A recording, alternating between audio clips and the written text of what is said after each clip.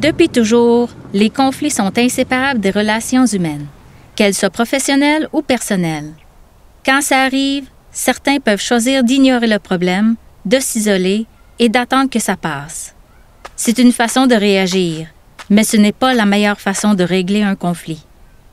Lorsque les conflits durent, ils nous prennent beaucoup d'énergie et nous causent du stress, au point d'affecter notre travail, notre sommeil et même notre santé. À long terme, les conflits ont des impacts importants. Ils peuvent rompre la communication, briser la confiance et la relation avec les autres. C'est vrai autant dans sa vie professionnelle que personnelle. Une façon efficace de prévenir et de régler les conflits, c'est la médiation.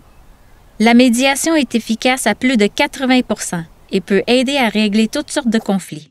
Par exemple, des conflits interculturels, des conflits au travail, comme dans des cas de harcèlement psychologique, des conflits entre des entreprises ou avec des clients, par exemple des mésententes sur le contrat, des conflits avec des voisins et même des conflits en milieu scolaire ou dans des établissements de la santé. La médiation est confidentielle et volontaire.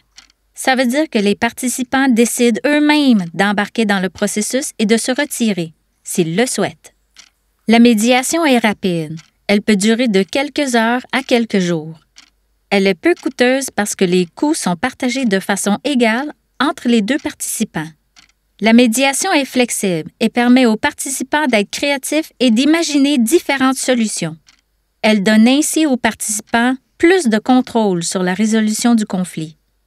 La médiation aide à mieux comprendre le point de vue de l'autre et à préserver la relation. Elle permet de réparer les liens pour une meilleure harmonie. En médiation, on peut choisir d'être accompagné d'un proche ou d'un professionnel pour avoir son soutien et ses recommandations. Le médiateur est là pour aider les participants à trouver entre eux la meilleure solution à leur conflit.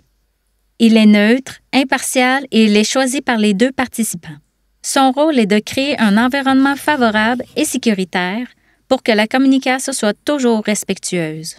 Savoir qui a tort ou qui a raison n'est pas important pour le médiateur. Ce qui compte, c'est ce qui nous tient vraiment à cœur. Chacun peut s'exprimer sur ses valeurs, ses intérêts, ses besoins, ses sentiments et ses émotions.